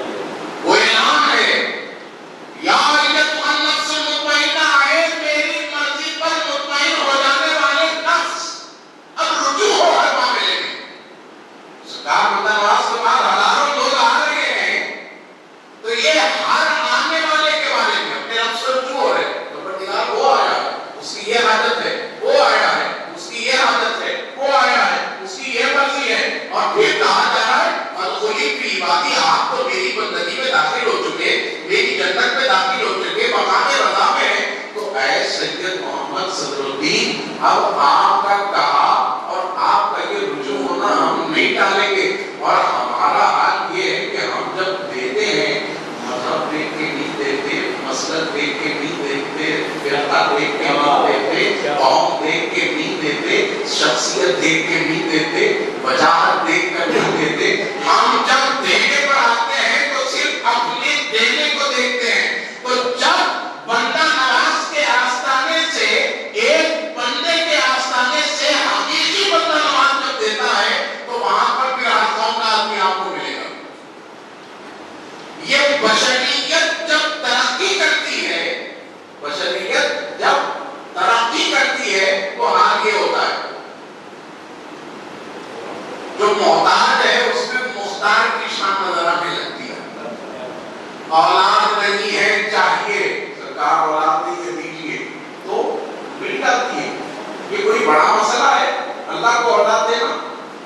بھائی دیکھیں یہاں یہ بات کو بھی ذہن میں رکھیے آپ کہ تقدیر کے آپ اور ہم محتاج ہیں، اللہ محتاج نہیں. تقدیر کے محتاج آپ ہیں، میں ہوں، اللہ کو بھی محتاج بنا دیں گے آپ. علی ایسا کیسا اولیاء کے پاس گئے تو تقدیر میں نہیں ہے سب مل جاتا. ارے دیوان نہیں ہے، اولیاء دے رہے بولے گا تو اللہ ہی دے رہا ہے.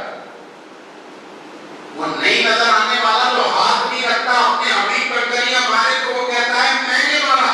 اور جب بندے اپنی طبیعت اپنی مرضی بھی اس پر قربان کر دیتے ہیں تو پھر ہاتھ انہی کا نظر آتا ہے مگر دینا اسی کا ہوتا ہے. یہ بشریت کا عروج ہے، یہ بشریت کی معراج ہے. تو پتہ یہ چلا کہ ابتدائے اسرا میں ہی یہ ذکر کر کے بشریت کے عروج کی طرف اشارہ دے دیا گیا اور بتا دیا گیا کہ دیکھو، سمجھو، جانو، جانچو، ادراک کرو کہ یہ جو سفر کا آغاز ہمارے حبیب کر رہے ہیں نا، نہیں اس لیے نہیں حدیث الکبریٰ کا مثال ہو گیا، ممکن ہو گیا اس لیے ہم سہتے کی قرآن میں میرے حبیب اور ہم ان کے غلاموں کو جو ان کی پیروی کر کے آگے پہنچے کربلا میں، دیکھ لو ان کے نواسے کو، جوان جوان کتنے گھر والے شہید ہو گئے. ایک آنسو بھی ہے جو ٹپکا ہو امام حسین کی آنکھ سے غم کے بوجھل ہو جانے کی وجہ سے نہیں، سب استقلال کے ساتھ، مضبوطی کے ساتھ، رب کی مرضی پر ہر جگہ یہی کہہ رہے ہیں اِنَّا رَبِّ کی راضی ہے. تو مرضی کیا؟ ارے وہ حسین جس کی ساری زندگی اپنے نانا جان کی پیروی کا حسین نمونہ ہے، ان کا کربلا کا منظرنامہ تو یہ کہہ رہا ہے اور رسول اکرم اپنی زوجہ کے وصال پر غمگین ہو جائے اور اس کی وجہ سے یہ سیر کروانی پڑے. یہ واقعات کو اپنی فکروں سے جوڑا گیا ہے. پہلے ایسا ہوا تو پھر اس کے بعد یہ ہوا تو کچھ لوگوں نے کہہ دیا کہ اس وجہ سے ہوا. عزیز چچا کا انتقال ہو گیا تو بہت غمزدہ ہو گئے کہ تو کہا چلو ذرا سیر کر دو دیکھ. جو ہر وقت اپنی تمام مملکت کو اپنے گھر میں بیٹھے بیٹھے دیکھتے ہو ان کو سیر کی تو ضرورت جن کے دیکھنے کی شان رب بیان فرمائے فائنہ و تبلو فضمہ وجہ اللہ کہ آپ تو یہ ہے حال آپ کے دیکھنے کا کہ جس طرف بھی دیکھتے ہو رب کا چہرہ ہی رب وجہ اللہ آپ کے سامنے ہے. اور دیکھنے کی شان کا حال یہ ہے کہ صحابہ سے فرماتے ہیں کہ تم رکوع و سجود برابر کیا کرو. تم یہ نہ سمجھو کہ امامت میں میرا چہرہ سامنے ہوتا ہے, میں جیسا سامنے دیکھتا ہوں ویسا ہی پیچھے بھی دیکھتا ہوں. نہیں, یہ ابتدا میں اس واقعے کے ذریعے دراصل امت محمدی صلی اللہ علیہ وسلم کے لیے اللہ نے جو کامیابیاں مقدر فرما دی تھی, آگے اس کا بیان ہے, یہاں اس کی ابتدا ہے. پہلے نہیں جانتا تھا کوئی بھی آسمانی دنیا بھی ہے, آسمان کے دروازے بھی ہیں, آسمان میں مخلوق بھی رہتی ہے, یہ نہیں جانتا تھا کوئی. مگر یہ معلوم تب ہوا جب رسول کریم صلی اللہ علیہ وسلم تشریف لے گئے, ابھی آسمان میں بھی دروازہ ہے, تب پتا چلا. ابتدا میں یہ سینے کا شق کروا, دل کا نکالنا, زمزم سے دھونے کی تعریف کرنا, دراصل بتانا یہ ہے, اس سے مقصود یہ ہے کہ اے انسان تو اللہ کی نشانیوں کو غور کر اور اس سے اپنے دل کو صاف کر. زمزم اللہ کی نشانی, تم اللہ کی نشانیوں کو دیکھو. ایک مقام پر قرآن میں فرمایا گیا, آیت شریف کا ترجمہ ہے کہ جب تم اللہ کی نشانیاں دیکھو تو نماز پڑھو. جب تم اللہ کی نشانیاں دیکھو تو نماز پڑھو. اب یہ جو فرض ہے نا, یہ نشانی دیکھ کے نہیں پڑھنا ہے, نشانی نظر آئے نہ آئے, فرض پڑھنا ہے. آپ کہیں گے کہ نہیں, آپ حضرت بولے نشانی دیکھ کے پڑھنا, آپ کوئی بڑی نشانی دیکھ کے جاتا ہوں, زور کا پتھر ہو یا اثر کا, جبھی جاؤں گا. تاجم چلا لو, تاجم میں آ کے پڑھتا ہوں, میں نشانی دیکھ کے جاؤں گا. نو, جو نشانی دیکھتے تھے وہ رات میں بستر سے پیٹ نہیں لگاتے تھے, بلکہ نوافل میں ہی کھڑے رہتے تھے. وہ نشانیاں دیکھنے والے تھے, رب کی پیدا کرنے والے. آپ کو نشانیاں نہیں دیکھنا ہے, جو فرض کر دیا گیا اس پر ہر حال میں عمل کرنا ہے. ابتدائی معراج ہی میں بتا دیا گیا کہ دیکھو پہلے دل کو صاف کرو, اور ایمان اور حکمت کا پیٹ سے جو تعلق بیان کیا گیا ہے اس میں یقیناً حکمت ہے. 3 چیزوں کا اثر وہ پیٹ پہ بہت ہوتا ہے. کتنی چیزوں کا؟ 3 چیزوں کا اثر کرتا. کم کھانا, کم سونا, کم بات کرنا. ان تینوں چیزوں کا اثر, کم کھانے کا اثر پیٹ سے ہے, کم سونے کا اثر بھی ہے, کم بات کرنے کا اثر بھی ہے. جب یہ 3 چیزیں آدمی کم کر دے گا یا اعتدال میں کرے گا, امام غزالی رحمۃ اللہ علیہ فرماتے ہیں کہ تم کم کھایا کرو, کہ کم کھانے والے کا پیٹ حکمت سے بھر دیا جاتا ہے. کم کھانے والے کو فکر کی صلاحیت دی جاتی ہے.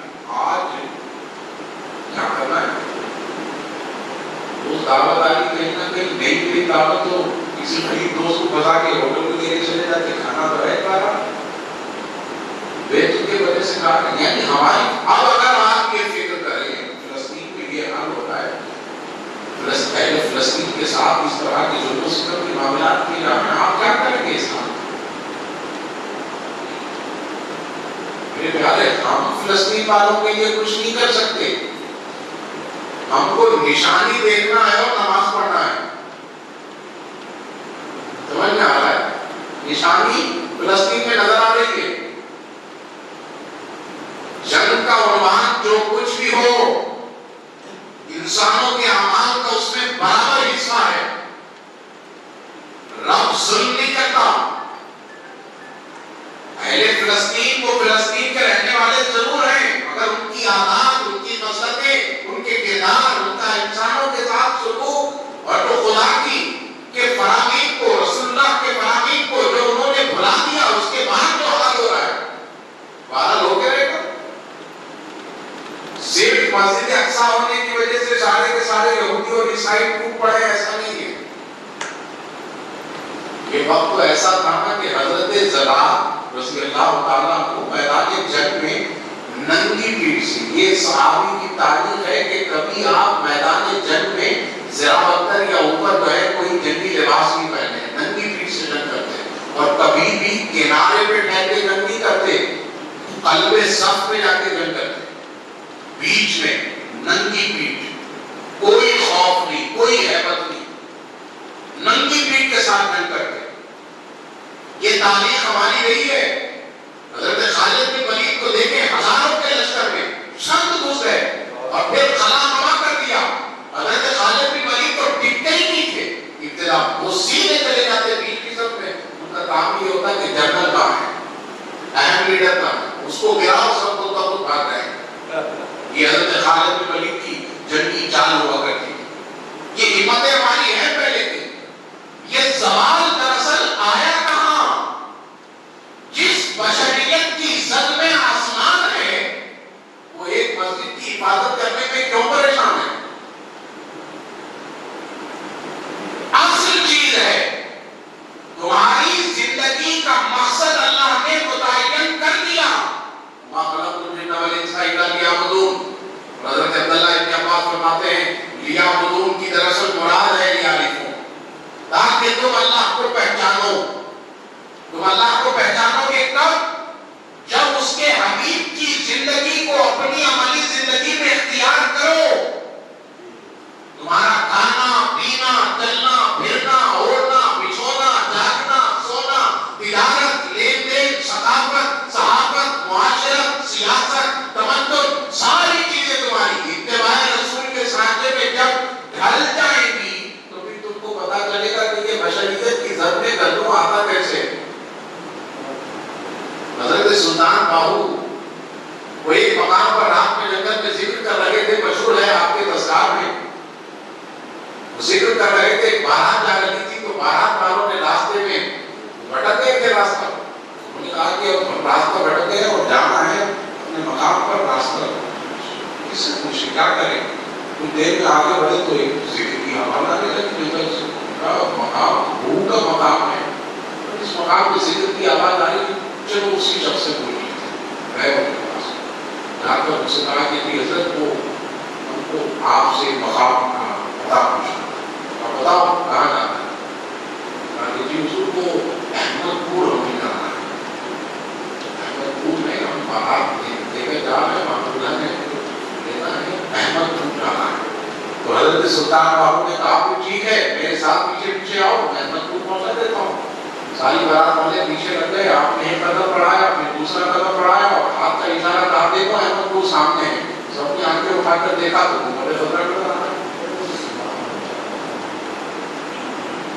سب دیکھ رہے ہیں کہ گنبد خضرا ہے۔ وہ بارات والے کیا کر رہے ہیں، احمد پور کیا ہے، یہ گنبد خضرا۔ انہوں نے کہا کہ جی ہم تو شادی میں جا رہے تھے، احمد پور وہ قصبہ ایک گاؤں ہے جہاں دلہن ہے اس کو لینے جانا تھا، آپ کس احمد پور میں لے آئے؟ سلطان باہو نے کہا کہ باہو تو صرف ایک ہی احمد پور کو جانتا ہے، اس کے علاوہ کوئی احمد پور اس کو معلوم نہیں ہے۔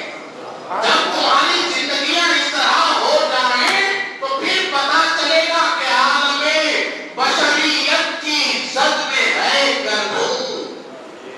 سبق ملا ہے یہ معراج مصطفیٰ سے ہمیں، اللہ کے رسول نے سفر کر کے سیر کر کے بتا دیا کہ دیکھو کیا کیا ہے، کیسا کیسا ہے، پہلے آسمان پہ کون ہے، دوسرے پہ کون، تیسرے پہ کون، چوتھے پہ کون، پانچویں پہ کون، چھٹے پہ کون، سب کو بتا دیا۔ اور ان سب میں بشریت کی اصلاح کے لیے دل کو صاف کرنے سے پہلے اور شکم کو ایمان و حکمت سے پر کرنے سے پہلے بنیادی ضرورت جو ہوتی ہے نا، انسانی نفسیات کے طور پر فطرت انسانی، جبلت انسانی کیا ہے معلوم ہے کہ آدمی کو دو چیزوں میں گھرا ہوا ہے، الایمان بین الخوف والرجاء،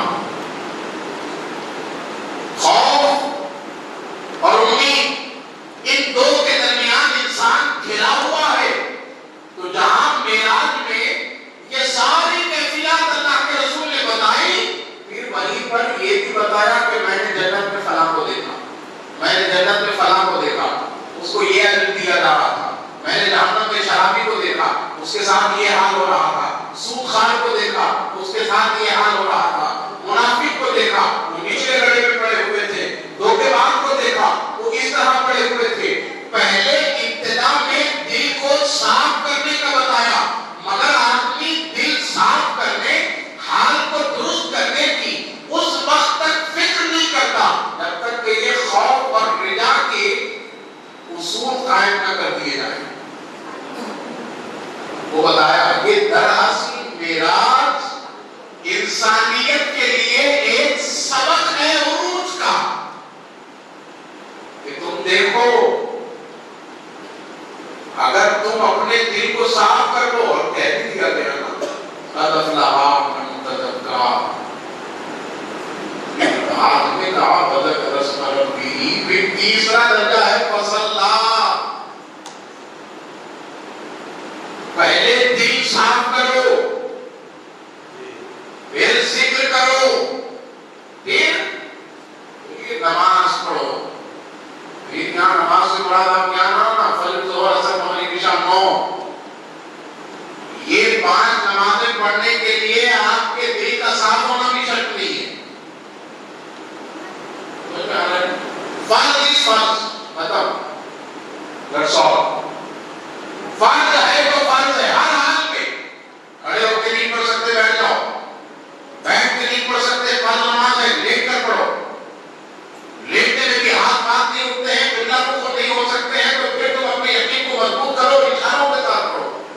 حتیٰ کہ میدان جنگ میں ہے تو رسول اللہ نے نماز خوف پڑھ کے بتائی، یہ نماز ہے، یہ فرض ہے، یہ کسی حال میں چھوڑنے والی نہیں ہے۔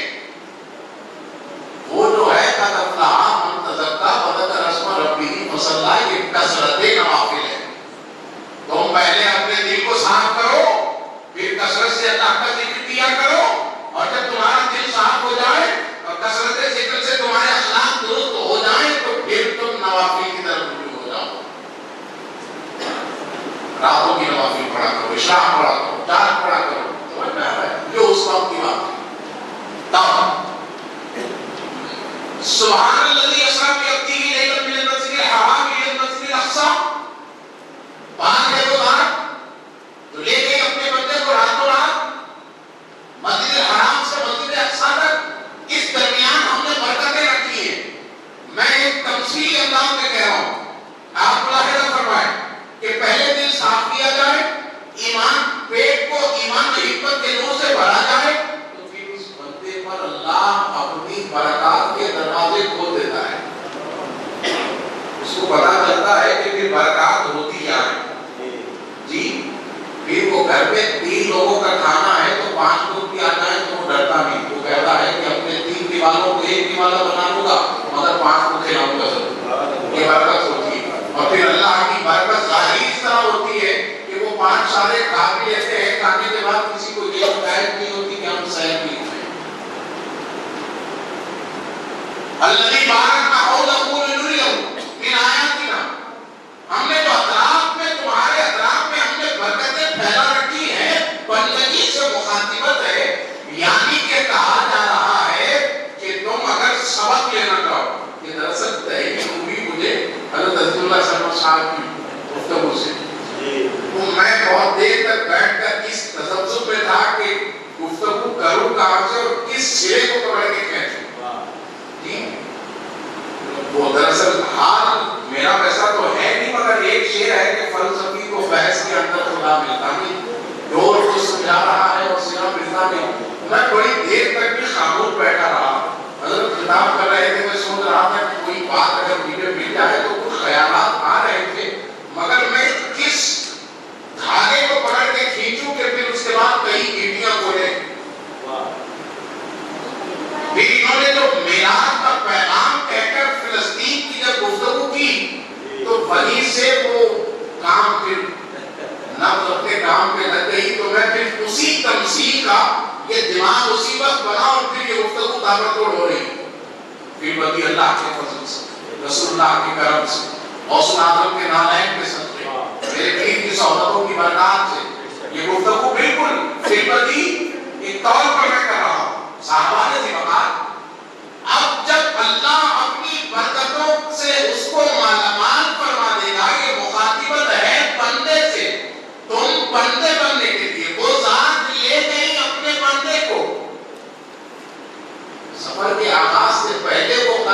نکالنے کا زمزم سے دھونے کا ذکر ہے. سفر شروع اس وقت ہوگا بشر کا جب وہ پہلے دل کو صاف کر لے, جب شکم کو ایمان و حکمت کے نور سے بھر لے, پھر سفر کا آغاز ہوگا. اور جب سفر کا اس کے آغاز ہوگا تو اس کو وہ برکتیں دکھائی جائیں گی جو اطراف میں پھیلی ہوئی ہیں. اور جب وہ برکتوں سے گزر کے آگے نکل جائے گا تو اس پر اس کی نشانیاں کھولی جائیں گی, وہ نشانیاں دیکھے گا. اور جب وہ نشانیاں دیکھے گا تو پھر حال یہ ہوگا کہ جس سمت بھی وہ رخ کرے گا جلوائے دلدار دیدم, میں جس طرف بھی دیکھ رہا ہوں اپنی یاد کو دیکھ رہا ہوں. بہر چیز جمال یار دیدم, میں ہر چیز میں اپنی یاد کا جمال دیکھ رہا ہوں. ندیدم ایچ شیرا خالی ازوے, میں نے کسی بھی چیز کو اس کے جمال سے خالی دیکھا ہی نہیں. ازوے کوچا بازار دیدم, میں کوچا بازار تنہا تنہائی انجمن خلوت جلوت ہر جگہ میں اپنے یار کے جلووں کو ہی دیکھ رہا ہوں. انہو هو السمیع البصیر, یعنی کہ پیغام معراج یہ ہے کہ تم غلامی مصطفیٰ میں مضبوط ہو جاؤ تاکہ پھر کائنات میں جو اس کے جلوے عام ہیں وہ تمہاری نظروں سے پردے ہٹا دیے جائیں اور پھر وہ جلوے تم کو نظر آنے لگے. صلی اللہ تعالیٰ علی خیر خلق سیدنا محمد و آلہ و صحبہ اجمعین برحمتک یا ارحم